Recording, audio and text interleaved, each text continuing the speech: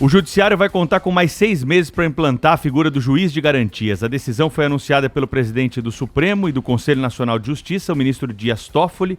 O ministro considerou insuficiente o prazo original de 30 dias para o início do novo sistema e defendeu um regime de transição com a adoção do modelo de forma progressiva e programada pelos tribunais.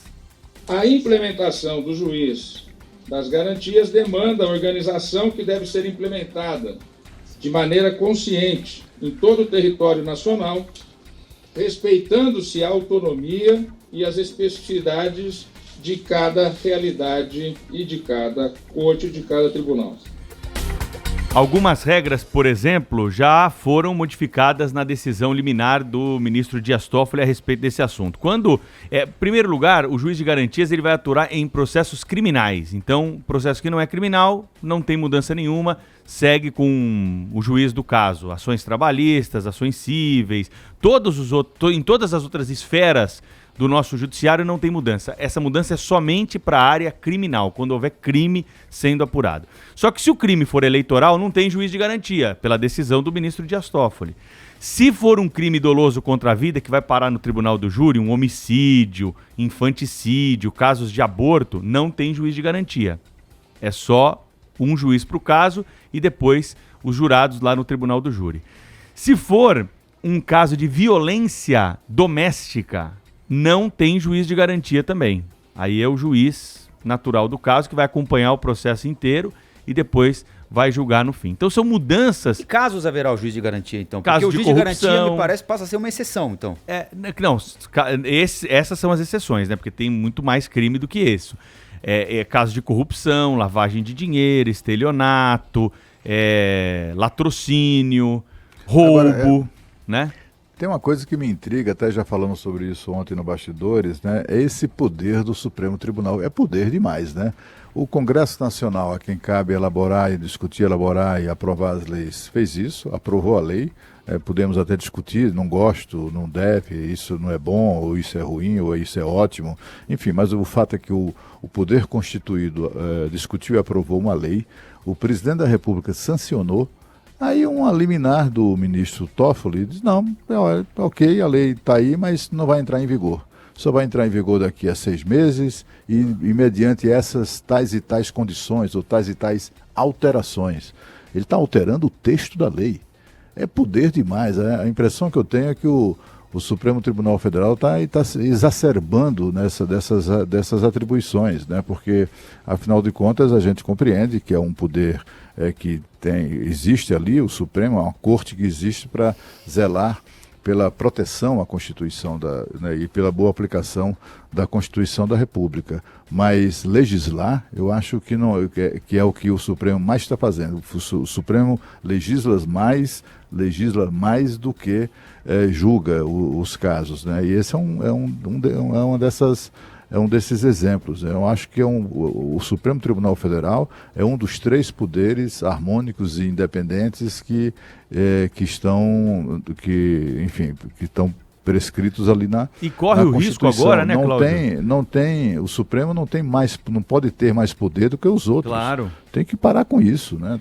Corre o risco a partir de agora de você, dessa figura do juiz de garantia, cair aí numa espécie de uma discussão secundária, o plenário do Supremo se debruçar sobre o assunto e ela nem via ser aplicada. Agora, isso foi aprovado pelo Congresso, né? É o que o Cláudio lembrou. A gente pode concordar, discordar, achar que vai ser bom ou ruim, que o presidente devia ou não devia ter sancionado. Essa é uma questão ultrapassada. O fato é que agora existe uma regra aprovada pelo Congresso Nacional que foi, como você lembrou no seu destaque, Pedro, regulamentada de uma maneira estranha, né? Numa decisão monocrática, como gostam de dizer, do ministro Dias Toffoli, que amplia o prazo sem discutir com o Congresso Nacional. A gente falava aqui também, o prazo era mínimo, aliás, impossível de ser cumprido, mas era o prazo que estava na lei. Aí ele disse que aquele prazo não está valendo, que o prazo é de 6 meses, podia ser 9 meses, podia ser 1 ano, podia ser 3 meses, virou um prazo de 6 meses.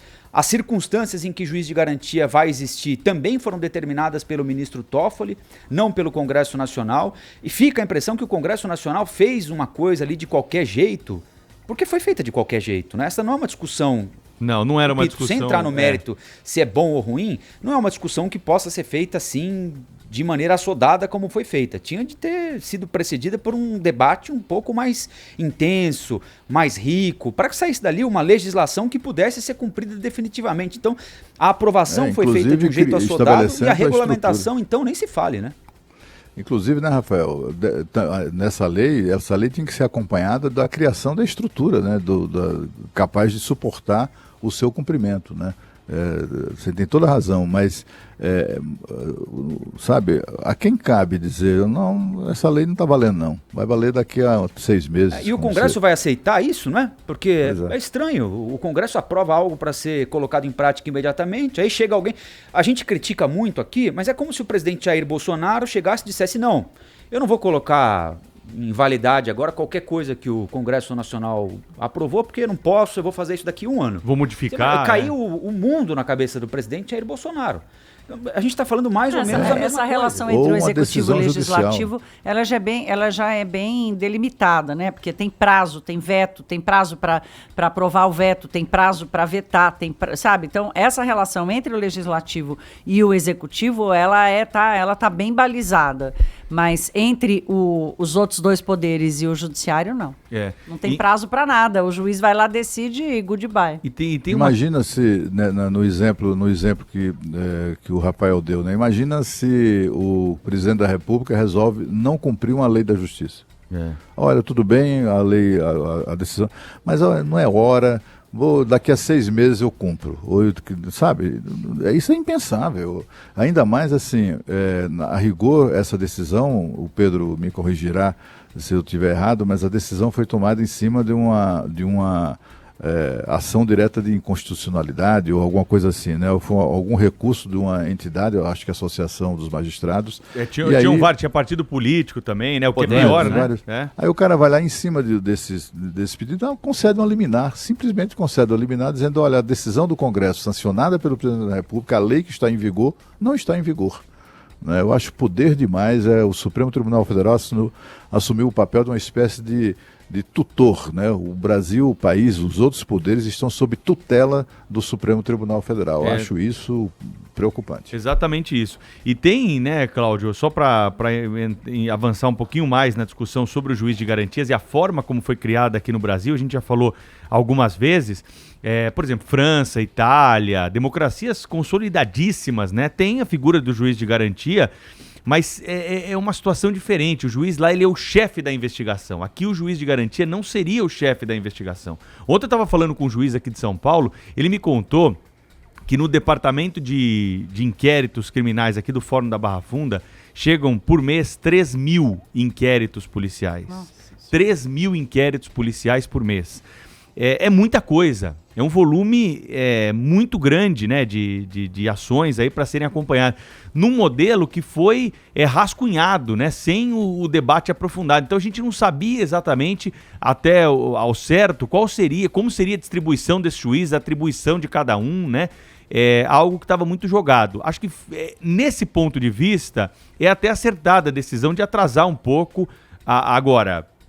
Atrasar, conversando com o presidente dos outros poderes, explicando a situação, dizendo que os presidentes dos tribunais de justiça estão dizendo que não tem como implantar isso até o dia 23, é uma coisa. A outra coisa é falar, olha, não vale para esse crime, não vale para outro crime. Aí você amplia, né, o leque da decisão. Certamente o plenário do Supremo vai modificar essa decisão, podem escrever, não sei se totalmente ou parcialmente, mas haverá uma mudança assim que o Supremo voltar do recesso no debate desse assunto no plenário com os 11 ministros.